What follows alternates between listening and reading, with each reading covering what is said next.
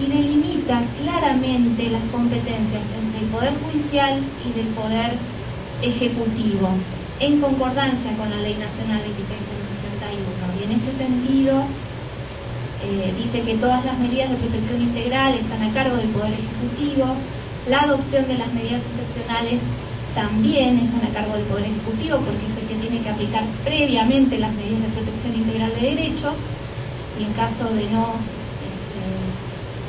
que no sean estas suficientes para dar solución al caso, excepcionalmente decidir la separación del niño, con el posterior control de legalidad del Poder Judicial. Y en esto este decreto daba cumplimiento al sistema de protección integral creado por la Ley 26061.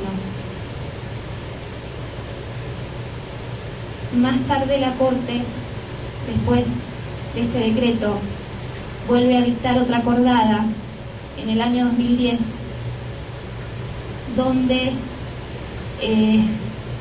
continúa el resabio de la Ley 9053 con componentes tutelares.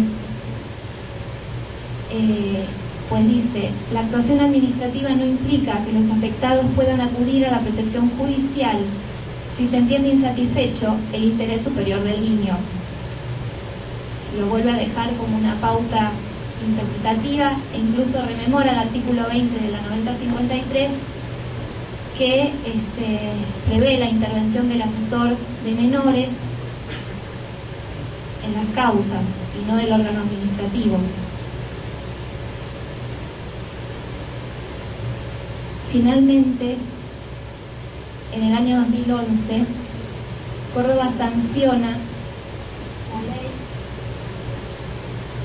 9944, que es la que deroga la ley provincial inicial 9053. Esta ley vuelve a crear el sistema de protección de derechos, regula un procedimiento administrativo para las medidas de protección integral y excepcional. Sin embargo, sigue sin contemplar la figura del abogado del niño. Se mantiene la competencia de los jueces de menores, llamados ahora jueces de niñas, niños y adolescentes y violencia familiar, para el control de legalidad de las medidas de protección excepcional de derechos. Y otro de los puntos que quizás también es cuestionable, es que quizá no es cuestionable, no fija límites para la procedencia de las medidas de restricción de derechos, es decir, no pone un plazo para las medidas excepcionales, que como todos saben tienen que ser por el más breve tiempo posible.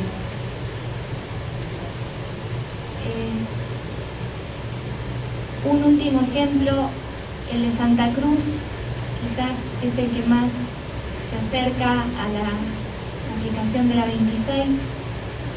Si bien Santa Cruz recién sanciona su ley en el año 2010, con anterioridad a la sanción,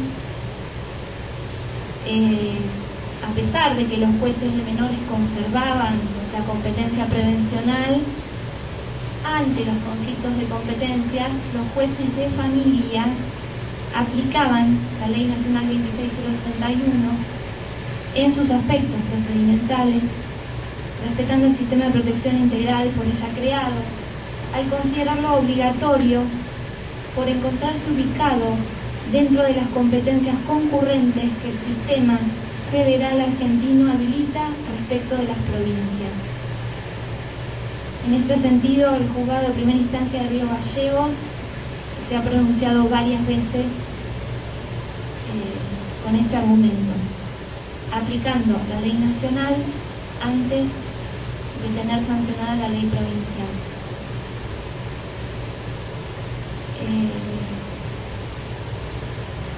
Es decir, el juzgado hacía el control de legalidad de la medida y delegaba la competencia al órgano, la competencia de la aplicación de los programas y demás al órgano administrativo.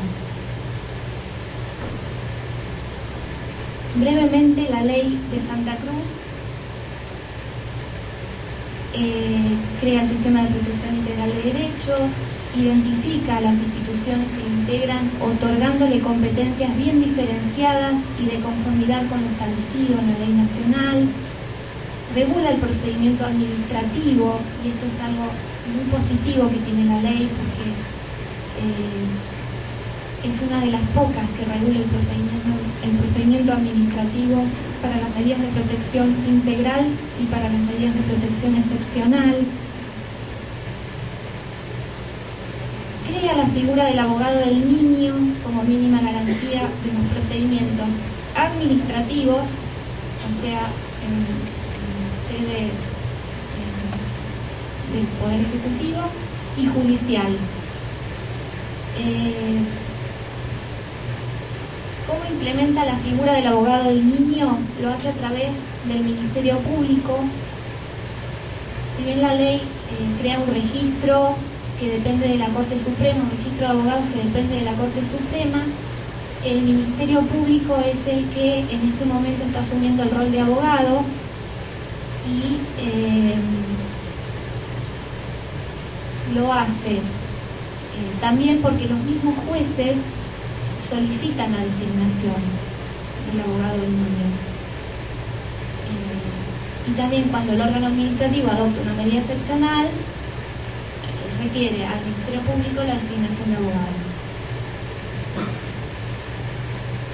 Una particularidad que tiene esta ley es que por ahí sujeta la designación de abogado a la edad de 14 años y lo que podemos decir acá es que sujetarlo a la etapa etaria de los 14 años, esto es aplicar el Código Civil, que entendemos derogado porque está la Convención de los Derechos del Niño ratificada, que introduce el principio de la autonomía progresiva, y lo mismo la 26061. En esto creo que sujetarlo a una edad quizás sea restrictivo o restringir la garantía del abogado del niño.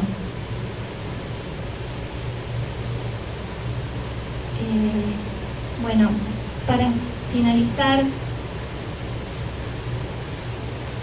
unas conclusiones también no solamente de haber recorrido estas 3 provincias, sino todas las provincias argentinas y la ciudad de Buenos Aires, y de haber encontrado que en la mayoría de los casos, aún teniendo sancionadas leyes de protección integral de derechos, siempre hay leyes procedimentales que regulan procedimientos que son tutelares. No podemos decir que una norma provincial que por aplicación del procedimiento que regula vulnera derechos y garantías reconocidos y realzados por la propia Constitución no puede ser aplicada. Para su goce y ejercicio los derechos requieren de la existencia de un sistema de protección que cumpla con el requisito de la desjudicialización de las causas asistenciales y atribuya al Poder Administrador la obligación de implementar las políticas y programas tendientes a restituir los derechos vulnerados. En este punto es trascendental la delimitación clara de competencias entre los poderes judicial y administrativo, de conformidad con la Ley Nacional 26061. Toda aplicación de legislación provincial en contraposición con los postulados de la Constitución, de los tratados internacionales y de la Ley Nacional 26061 es inconstitucional. Y la Ley Nacional, por último, constituye un piso mínimo y es de aplicación directa por su carácter reglamentario de la Convención de los Derechos del Niño. Las provincias están llamadas a respetarla, sea aplicándola directamente o bien a partir de legislar, entonces superar los derechos y garantías por ella reconocidos. Esto es simplemente como un recorrido breve. También, como vimos en todos los casos, ante la sanción de la 26, las provincias han tenido algún tipo de pronunciamiento y siempre hubo atisbos de aplicación de la 26. Cada provincia debe buscar las estrategias para que sea aplicable. Gracias.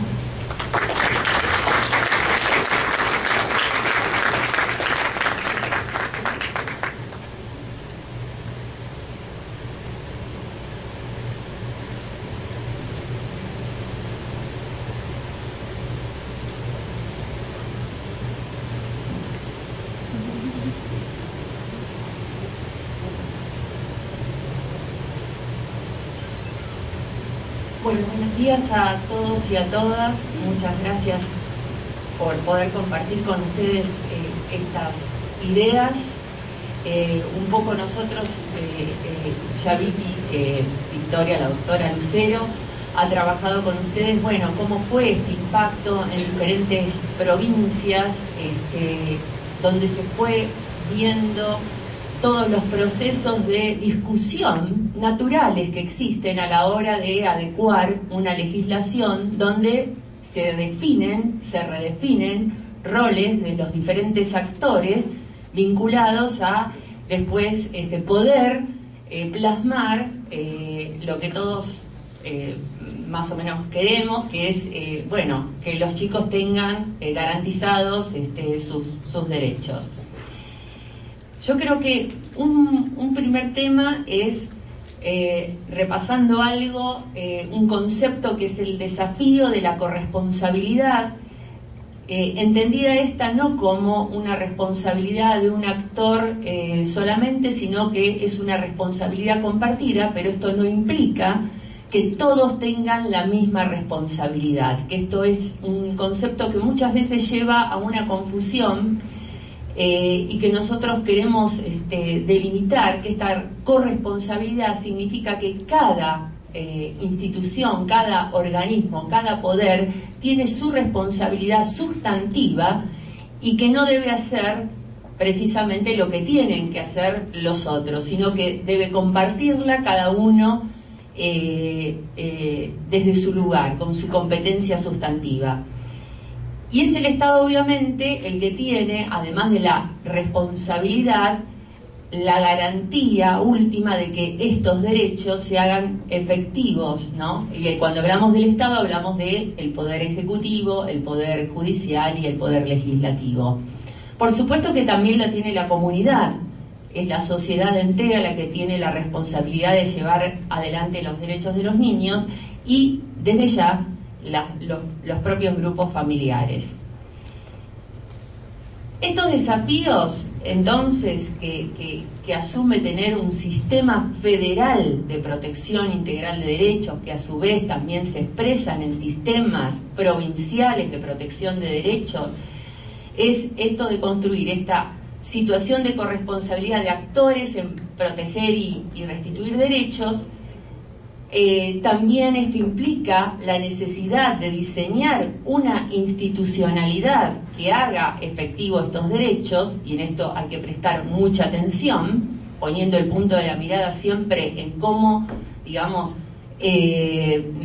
generar situaciones de respeto y de efectividad de estos derechos, no tanto las necesidades institucionales políticas, que también existen, pero que fundamentalmente tenemos que estar mirando al niño.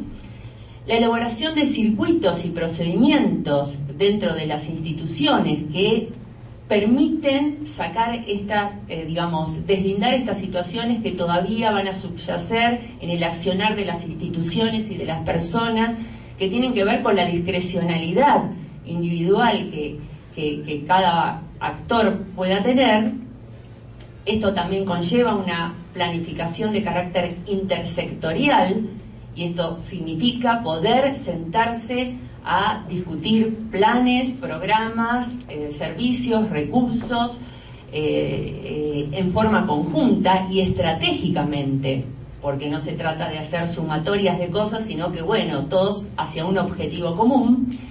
Y desde ya la reconversión de prácticas profesionales, es como rediscutirnos a nosotros mismos como actores y operadores del sistema de derechos, todas las cuestiones que están vinculadas a nuestras prácticas tenidas de nuestra formación y de nuestro trabajo y de nuestra experiencia a lo largo de muchos años que nos tenemos que dar el lugar de rediscutirnos para repensarnos y accionar distintos. Y esto es bueno porque también implica capacitarnos y tener un crecimiento y empezar a compartir criterios nuevos, generar ideas, empezar a leer situaciones en formas distintas. Esto conlleva desde ya una redefinición de los roles de todos los actores que integran el sistema, ¿no? Esto se va corriendo.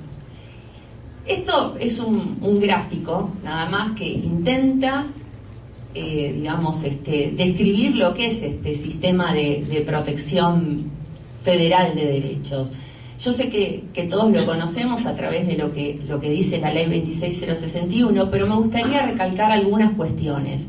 Cuando nosotros estamos poniendo en funcionamiento un sistema de protección integral de derechos, estamos hablando de un sistema que está integrado por organismos, planes, programas, recursos financieros, humanos, procedimientos. Todos estos están articulados de una manera que tienen que ser congruentes, consistentes, pero no hablamos de un sistema desde la perspectiva de una teoría funcionalista donde cuando un organismo deja de hacer algo, alguna cuestión que le compete o le corresponde, otro organismo sustituye esa función que el organismo no cumplió. Estamos hablando de un sistema que no es funcional, sino que es un sistema articulado, integrado, cohesionado de vasos comunicantes que deben estar claramente aceitados a la hora de estar protegiendo y restituyendo derechos, y que cada organismo es competente en su materia, como yo advertía en un principio. Para que este sistema funcione como corresponde, obviamente tiene que haber una gran base, ustedes verán en la parte inferior de la pirámide, del conjunto de las políticas públicas de carácter básicamente universal: salud, educación, vivienda, desarrollo humano, cuidado infantil, etcétera, etcétera, etcétera, que tienen que ser universales, garantizadas básicamente por ministerios nacionales, con planes nacionales, con un Consejo Federal que está funcionando y está construyendo política con el objeto de que los estándares de políticas, planes, programas, criterios sean válidos para todos los chicos del país. Es decir, este es el objetivo de generar planes y de este nivel. Obviamente tiene una Secretaría Nacional, un Consejo Federal y un Plan Nacional de Acción que debe llevar adelante esta congruencia y este sistema.